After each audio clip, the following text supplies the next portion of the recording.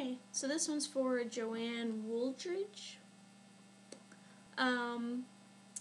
So you did opera. I was hoping someone would do opera, because I was teetering between circus and opera, so that's awesome that you did. Alright, so I've got the first one up. This one is incredibly simple. I see where you're going with elegance. I know in your post you said you'd prefer the third or fourth one, but I'm still going to review this one. I see you were going with keeping it kind of open and elegant, but, you know, keep in mind that it's a poster, you want to catch people's attention, and for some people just the word opera would catch their attention, but I think for other people the illustration would draw them in, and this illustration is extremely simple, which I'm not sure is a good thing. I like it, but I think it might just be too light. But I know you said you didn't like this one that much, so I'll go to the next one. Second one. This one, there's one thing I really like about this one, and it's the downward lighting. Because I love downward lighting, and you could really play with warm and cool color, which is always a lot of fun. And the mask could end up looking really cool. However, as a sketch, it's like painfully simple. Like, it's just a mask. But I think it has a lot of potential, because there's a lot of things you can do with just a mask. Like, if you had it resting on something, you could have this long shadow coming out from it.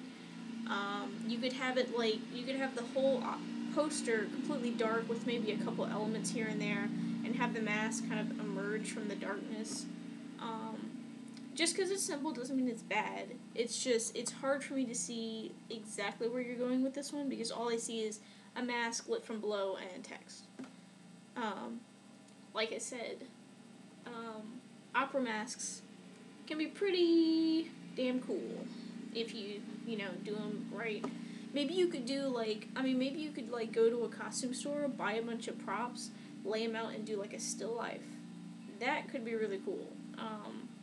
Just have, the mask resting, have, I don't know, a costume, and, a quill from the, I guess, the composer, or something like the music, and some stuff like that. Or you could have it, you could take a picture of it, out on grass or something, and it could be sunset, so you could have, that extreme lighting. Just an idea. But this one is pretty simple as is. So, you said you were leaning towards the third or the fourth one, so I'm going to look at those now.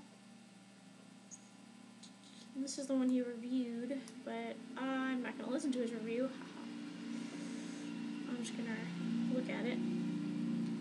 This one isn't bad. I mean, you've got, the silhouette is eye-catching, but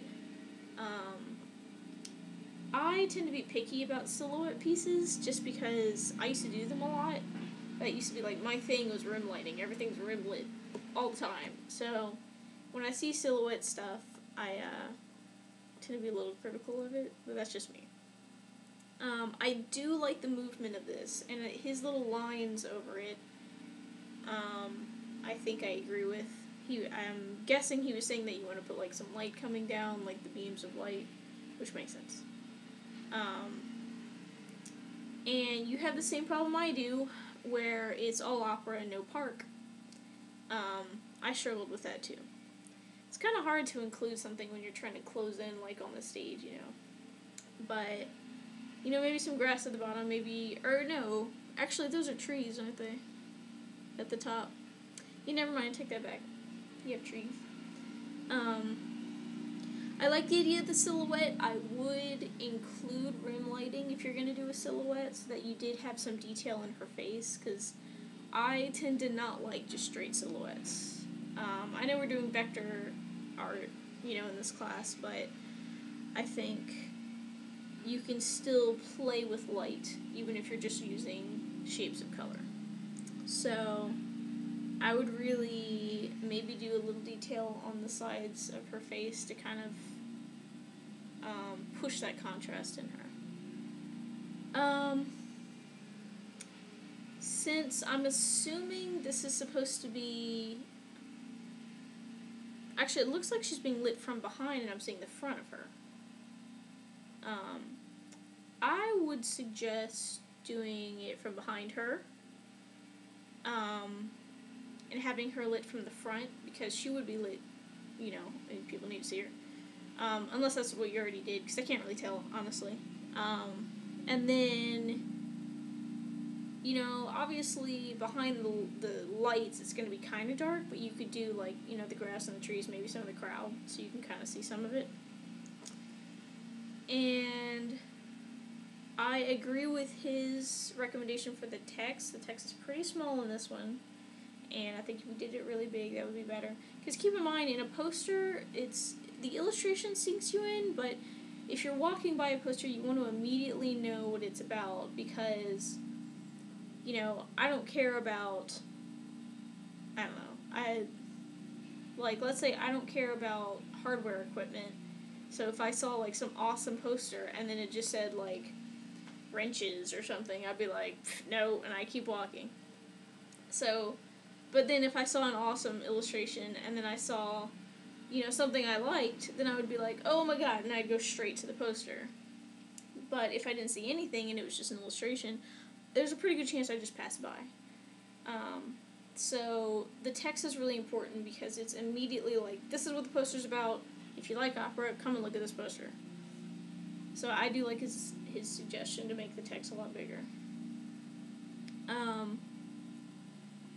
And I think that's all I'm going to say. One recommendation, or one, I don't know if you've seen the cover. I don't know why I'm thinking of this, but I was thinking of opera and singing. I don't know if you've seen the cover of the book Warbreaker by Brandon Sanderson. The artist that does his covers is really good. I would look it up. Warbreaker. Brandon Sanderson's the author. It should be like a girl on the floor, and she's got, like, this ribbon of color coming out of her mouth.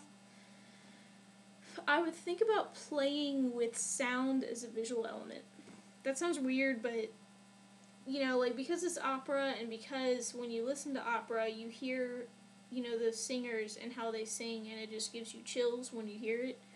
I would play with showing the sound in some way. Okay, so let's go to your last one.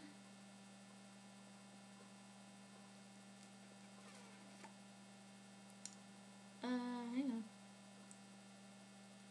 Oh, okay. Those are binoculars. That's kind of awesome. I kind of like that, honestly. In fact, I think this one is my favorite. I think you have a great idea for a still life. In fact, if you did it realistically and it was very, like, well, lit the right way, and then you've got, like, the checkered stage under it, I kind of like that. I like that it's just a still life, but it's, like, really cool looking. What I would do is I would combine a couple ideas. I do like the concept of still life. I feel like this poster could be amazing, like, if you actually put together a still life yourself. Like, if you went and got a mask, found some banana. I mean, they don't have to be real. They could just be, like, from the costume store, a really cheap plastic one. And you could paint them if you needed to, but, like, put everything together, put it, like, in the grass or something, take some pictures of it, and, use that, because that would be really cool, because the mask, which I kind of liked, and the binoculars, or spectacles, or whatever you want to call them, I feel like if you had a lot more elements, it could be really cool. It could be really eye-catching and kind of capture that kind of festive yet impressive quality of opera. So that's my recommendation. I agree with you that the third and fourth are better. I don't mind the silhouette, but to be honest, I think I like the last one more. I know it's simple, but it kind of works for me. And opera is it's a different monster. Like, I think I mentioned for someone else that they had a lot of white space in one of theirs. That was for jazz, which is a little different. With opera, white space kind of works a little bit better. So that's my review of yours. Alright.